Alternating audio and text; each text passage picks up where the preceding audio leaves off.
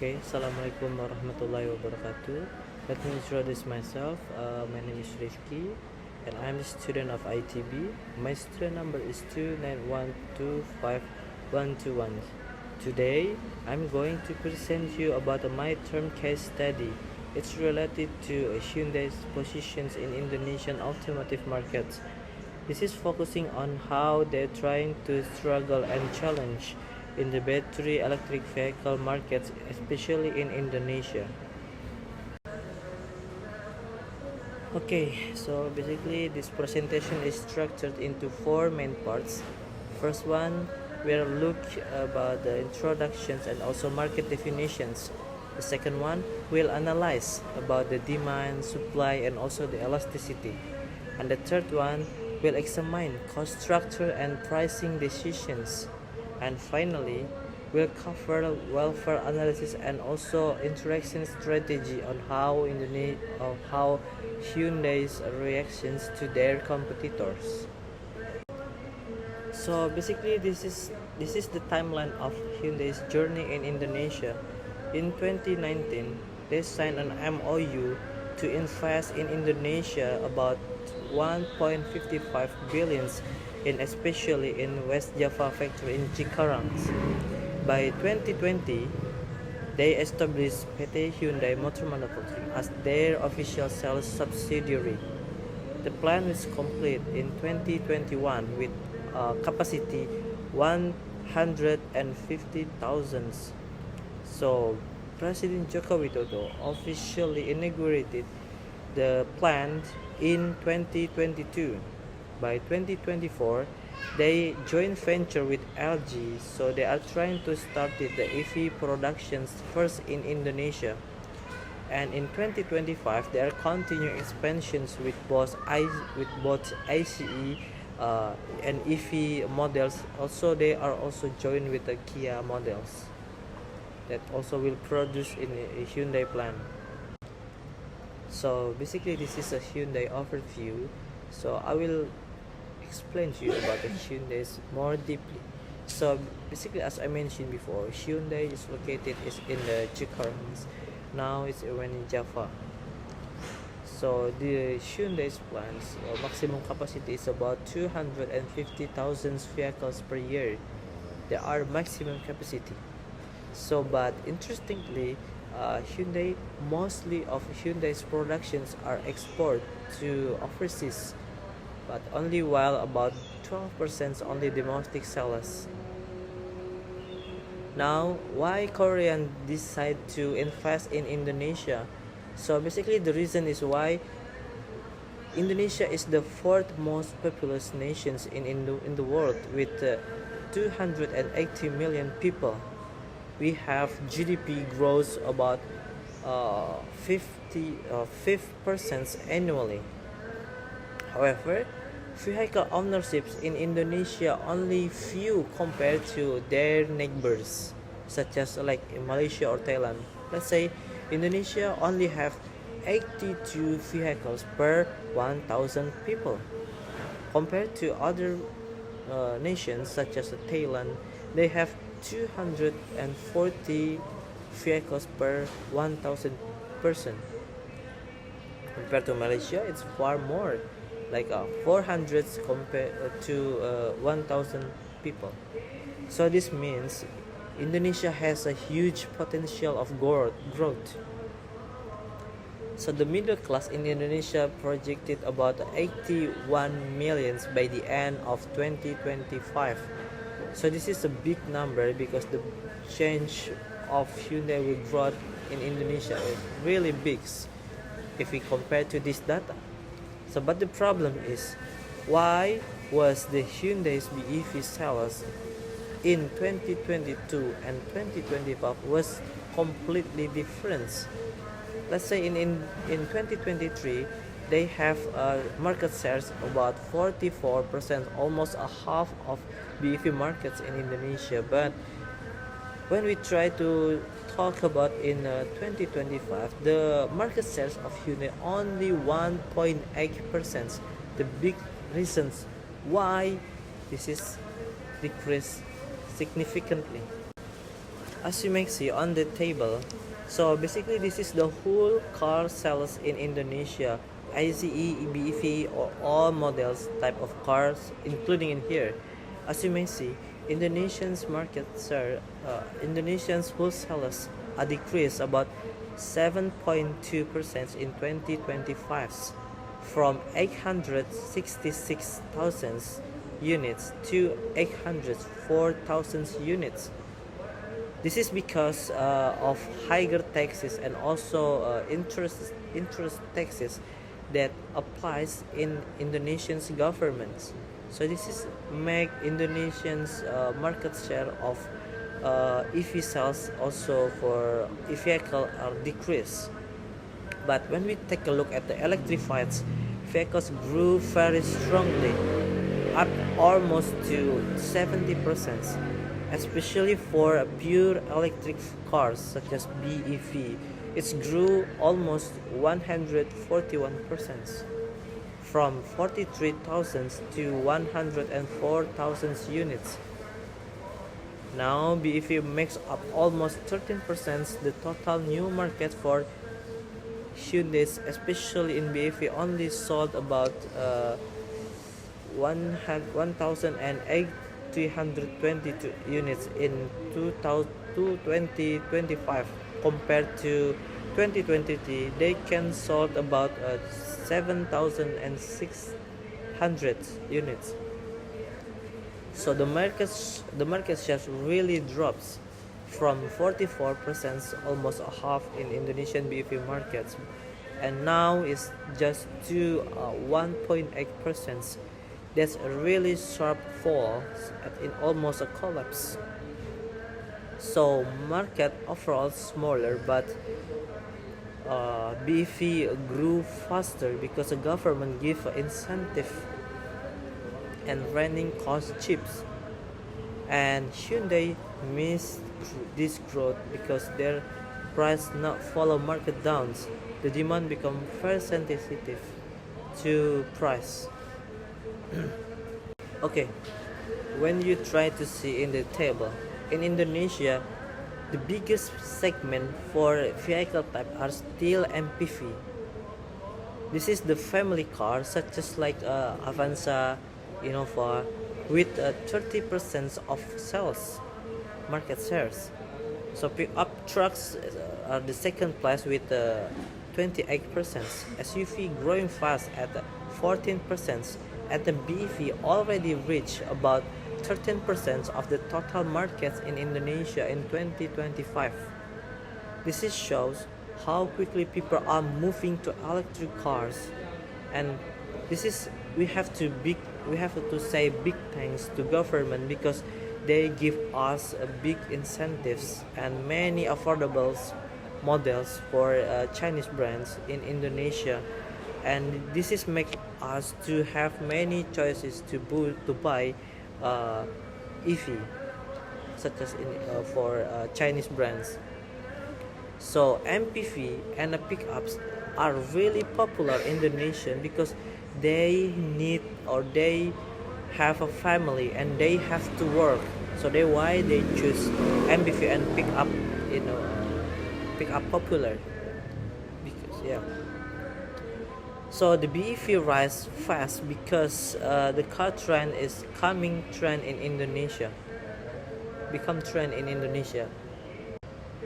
So you can see the Chinese brands now control around 85% in Indonesian's BEV market share in Indonesia.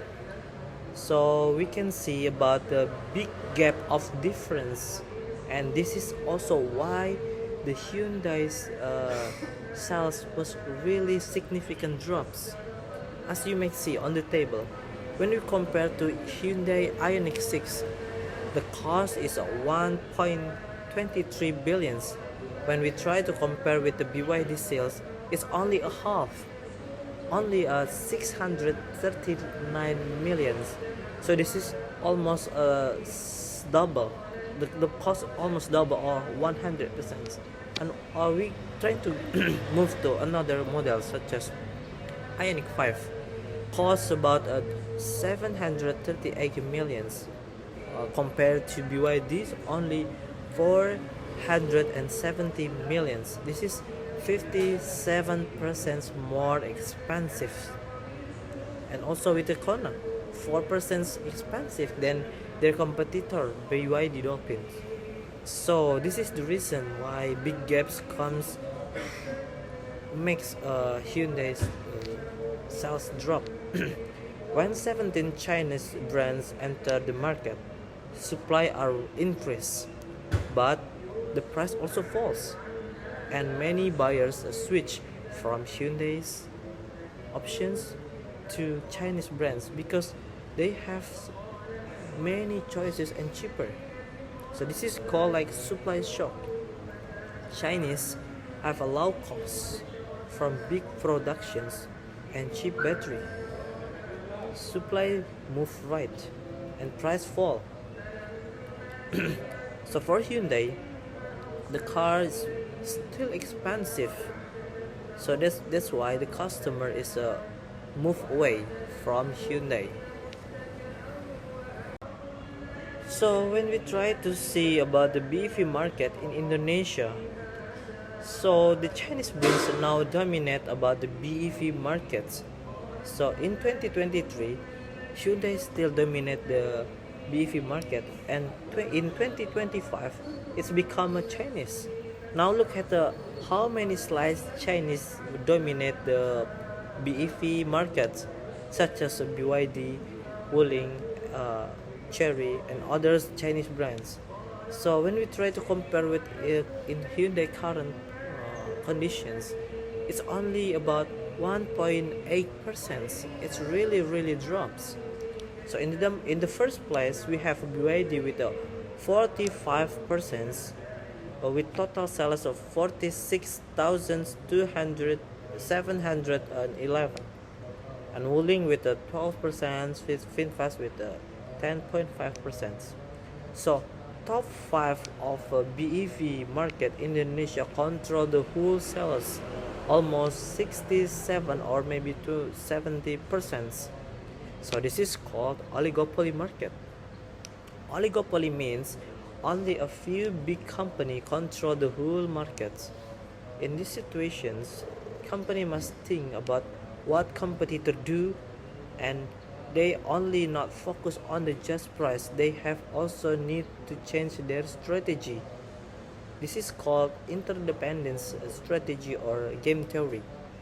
So just remember, only just 2 years in 2023, Hyundai have 44% market in Indonesian BEV, but almost in 2025 they 100% dropped to only 1.8%.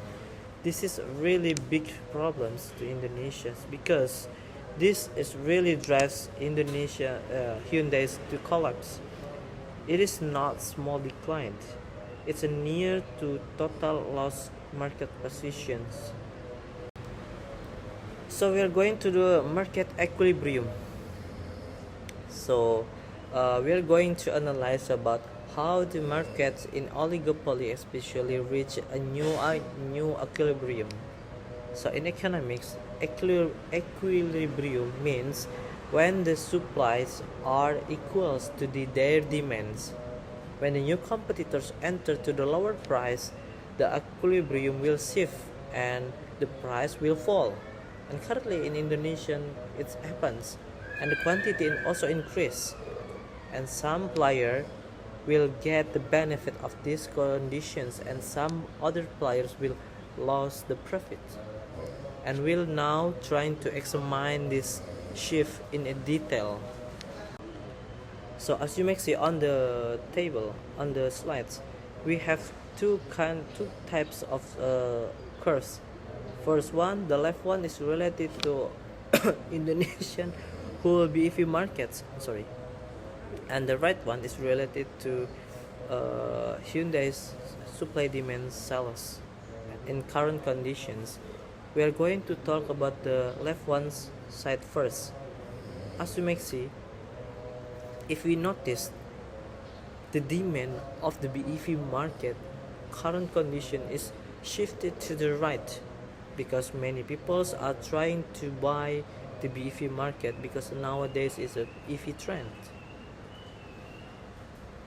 But it also make the supply shift to right. So this is make a customer many choices because many EV joins in Indonesian's market brands such as Chinese brands. So what is the result? The result is a equilibrium are shifted to the right, make the price really drops significantly, and also equilibrium of the quantity also increase because of the many Chinese brands are entry to Indonesian markets. This is what we saw in current conditions. More BEV in Indonesian market sold at only a lower prices. If you compare to 2023, it's still expensive because there are only a few competitors. But nowadays we have many competitors, and this is make our consumer many choices to buy a lower price of EV. So when we try to move the right side of the table, the graphs, so basically the demand of the Hyundai's BEV are decreased or shifted to left. Why? Because the Hyundai's price is higher than Chinese brands. So this is cause the supply demand shift to left. As you may see, the demand is lower and also the price is also lower than before because the demand is lower, it's decreased. So why this is happen? Because the customer now have a cheaper options to buy the BEV. So while the overall BEV market are grew or shifted to right, Hyundai portions of the markets are shrank to the left. So basically this is the industry get benefit from more competitions, but for Hyundai's company demand loss and make them to struggle to suffer. This is show how the close substitutes can destroy one brand positions. So now let's get into the deeper reasons or root cause why Indonesian's Hyundai BEV sales is really drops compared to two last years. So basically this table is show you how exactly why the customers switch into Chinese brands. Chinese competitors are cheaper, so consumers switch from Hyundai to Chinese brands because Hyundai's price is really high compared to their competitor, and so because this is in Indonesia we have many middle class people, so they are very sensitive with the price, especially for entry level segment. So as you may see, Chinese car is 40% until 94% are cheaper. So buyer in Indonesia very sensitive to price, and suddenly 70 brands choose come entry to Indonesia, and now in Indonesian consumer have many more choices than before. So that's why there are switches. So when we see the difference like this, the customer Indonesia decisions become simple. If two products seem similar but one is cheaper, which would you choose? So maybe if you ask me, I will choose the same product but with cheaper ones. So this is same like in Indonesians. This is the core Hyundai's problem because the price is very important for middle class, especially in Indonesia. We have many middle class in Indonesia. So small price difference can make big change in a demand, especially for electric vehicles. Now we have to understand about what price difference with in economics terms. Let's calculate about the price elasticity of demands. So when Hyundai's BEV falls about 75.9% from 2023 to 2025, that's actually a massive drop. So if elasticity greater than 1, demand is considered elastic. If the greater than 10, it's extremely elastic. So basically Hyundai's elasticity is about 11 to 18, means their customers are incredibly sensitive to price change. There are many cost substitutes available in Chinese EVs. So if Hyundai's price uh, increase even a slight, so they will lose about a massive number of customers. So and if they lower price, competitor will match them, especially for Chinese brands. So this is make Hyundai have to fight Chinese brands. So this is called like a price war. So this is very dangerous because Hyundai's positions must avoid competing primarily on price. So they have to other value other than price, such as like in service or value or even in infrastructures. So this is a crucial concept, as you may see. This is why the King demand curve explain why the prices are sticky in the market with a few competitors. So look at above the King. The demand is really elastic. So let's say if they're trying to raise the price, they will lose many customers to Chinese brands because this is causing to big sales drop. So on the below side, it's related to demand in elasticity.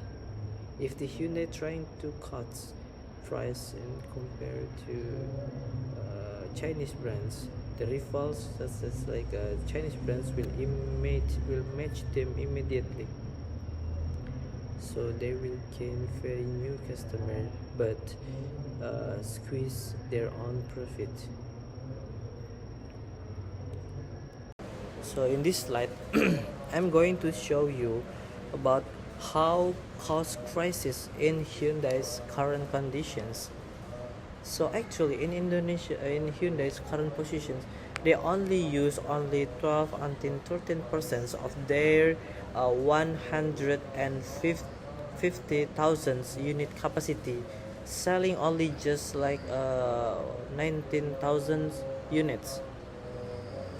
So at this production level, average cost will reach up to 2,288,000 per vehicle. Average variable cost will reach about 480 million per vehicle.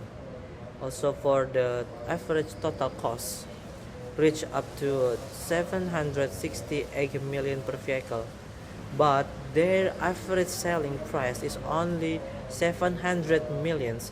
That means they lose about 68 millions on every car sold in their plant.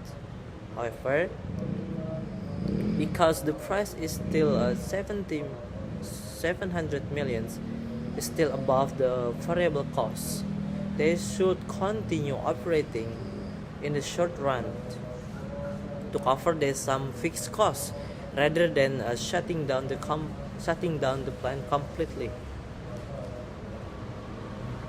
If they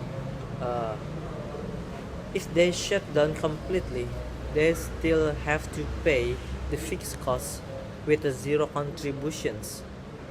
So despite losing money on each car, it is better to keep operating in the short run. This is the reality that high fixed cost industry during downturn conditions. So basically, this is what the CEO of Hyundai quotes. This is exactly what the King demand curve model predicted, as I mentioned before. So they recognize the price cut would be matched with the competitors. It will lead to a destructive or price war that hurts both customer also for the producer. So they are explicitly choosing to avoid price competitions. They doesn't want to involve in the price war. They avoid the prisoner's dilemma, where each player cutting price. It will lead to worse outcomes for all. So instead, they focus on not on on non-price competitions, maybe such as differentiation through the better service or charging stations or brand value or something. So this is a strategy choice to prioritize profitability and brand positioning over market share in the BEV price war. So this is the pricing strategy as we see on the table. When we try to see in MPV sectors, Hyundai offers better features such as Blue Link, digital integrations, more airbags, and other safety. And also in a compact SUV, the price is lower than Toyota Yaris Cross with ventilated seats and a panoramic sunroof, surround view monitor, and also with the related to the mid and fuel SUV. It's cheaper than Toyota Fortuner or Land Cruiser, but it's more luxury, elegant interiors, and also have better technology. So this is how Hyundai's strategy is not related to be the cheapest one. It's focused on a better value, features, quality, safety, and this is non-price competition typical in oligopoly. Okay, as you may see on the table, so basically the consumer surplus has surged dramatically in 2023 because of the limit of the brands means the customer surplus only about 50 millions per unit, but in 2025 with more competitions with Chinese brands entry to Indonesian PV markets, it makes more competitions and also make a lower price. So it makes consumer surplus increase about 100 and 130 million per vehicle, especially for Chinese brands. So total consumer increased by only over 8 trillion rupiah in 2025. So when we talk about a producer surplus, it's a positive only for Chinese brands like BYD, and it reached up to 7 trillions. So in Hyundai basically also positive, but with a variable profit, but negative with the economic profit overall. Competition makes society better. Consumer win a big change, and also more people buy electric car cheaper than prior year. So also this is we are causing less waste in the economy. So in total, surplus has increased, and dead weight loss has decreased. Yeah, loss has decreased. Despite Hyundai's plans, the market is more efficient and consumers are better off. Okay, now it's related to market structures. When we when we take a look at the market structures, so overall vehicle market Indonesia still dominated by Japanese because IC is still dominant in Indonesia. As you may see, Japanese vehicles still dominate for ICE. For top four brands, Japanese still dominate about 64% more, controlling the whole markets in Indonesia, such as a Toyota, Daihatsu, and also Mitsubishi. So when we are talking about the BEV markets, if we talk about in 2023, South Korean brands still dominate, but in current conditions, as you may see, the Chinese brands are dominant, almost 67 or 70% controlling the whole markets for top 5. So this is incredibly fast when we try to talk about the Chinese brands, how fast they enter to Indonesian market and they break some of local domestic markets. So this is show how competitors are responding. So BYD is absolutely dominating in 2026 alone. They sold about 4,879 units, up 338% year on year, capturing 52.5% of the BEV segment in 2025. In response, Hyundai is trying to change from EV to hybrids, such as like launching a Santa Fe hybrids, Tucson hybrids, and also Creta hybrids. Toyota is also doing the same things with launching the Innova Zenith hybrids, Corolla hybrids, Yaris Cross hybrids. So this is the key decisions. Instead of deep investment in BEV, whereas they have to fast Chinese brands, so it makes price war, they prefer to choose invest in the HEV or hybrids. So they are prioritizing profitable growth and margins over fighting BYD head in low price BEV market. As you may see on the table, Hyundai is not focused on the lowering the price, but they focus on the other than price, such as they're trying to develop new technologies, new safety, new features, so it will make the brand value increase. Service also they're trying to increase. So this is how Hyundai fast Chinese brands in Indonesian market, especially because if they're trying to decrease or lowering the price, they will match with the Chinese brands and will comes to the destructive price war. So now let's talk about the barriers to entry markets in Indonesian's governments. So this is the key reasons why the oligopoly stays strong. High barriers protect existing firms and allow them to long-run profits.